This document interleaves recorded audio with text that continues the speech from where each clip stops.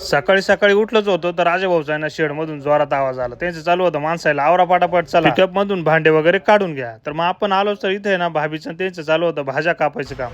आपला बेत काय होता, वांगे बटाट्याची भाजी, पोळी, शिरा, पुलावा, गावारची कोरडी भाजी, ठ्याचा. एकदम साधा बेत होता आणि विषय होता संत पंक्ती. राजाभाऊचं चालू होतं कणत बांधायचं काम. तेवढ्यात आपल्याला फोन आला. आपल्याला काही गावात आज जायचं नव्हतं. कारसूरच्या ताकाटे साहेब म्हणे आपल्याला मिरची लावायची, तुम्ही फक्त 3-4 बॅग आहे ना तेवढ्या काढूनच द्या. मग म्हटलं चला आलो. गाडीवर एवढ्या 4 बॅग एकाच वेळेस म्हटलं जास्तच होईल. त्यांना म्हटलं एक बॅग आम्ही ना बाहेर काढून ठेवतो. मग 3 बॅग त्यांना टाकून दिल्या.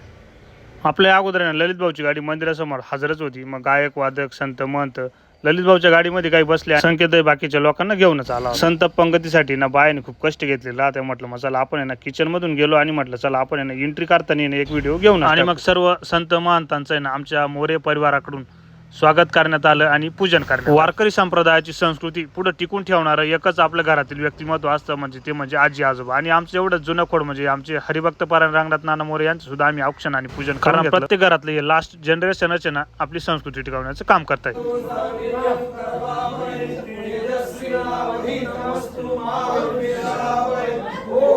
यांनी जेवायला सुरुवात केल्यानंतर ना बाहेर पण आहे ना ग्रामस्थ मित्र परिवार आणि आपले भाऊबंद सर्व आहे ना मस्तपैकी बाहेर शेड मध्ये पंक्ती वगैरे बसल्या. तेवढ्यात ताई म्हणे आमचा एक फोटो काढ. मग बायांचे ना जेवण वगैरे आवरत आले होते पण एक व्हिडिओ काढूनच. आणि शेवटची पंक्ती ना आपल्या वर्ग मित्रांची 99 फाउंडेशनची होती. मग अशा पद्धतीने